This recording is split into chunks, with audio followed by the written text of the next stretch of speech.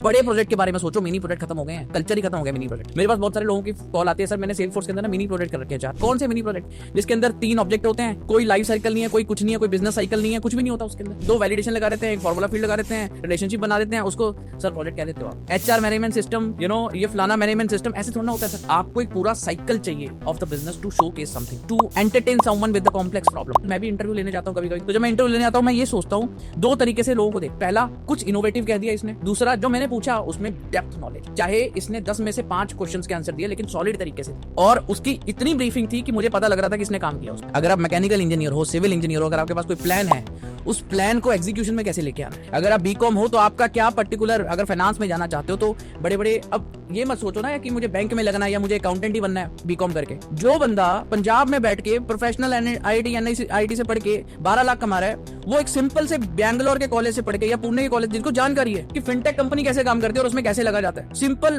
BCom वाले बंदे को जिसको एक्सपर्टीज है अकाउंट्स की, जिसको पता है कैसे बिजनेस हैंडल करता है, how to communicate in a business, how to be in the business, how to transform your ideas into the financial market, वो लोग वहां पे काम। Doesn't matter what degree you have, the only matter is क्या आपने practically किसी की problem solve करी है, क्या आपने कॉम्प्लेक्स सिचुएशन हैंडल करी है। ये बहुत मैटर करता है। जितना आप यहाँ पे बैंक में बैठ के 10 साल में कमाओगे, वो 1 साल में कमाते हैं। ये मैं IT की बात नहीं कर रहा, मैं बीकॉम वालों की बात कर रहा हूँ।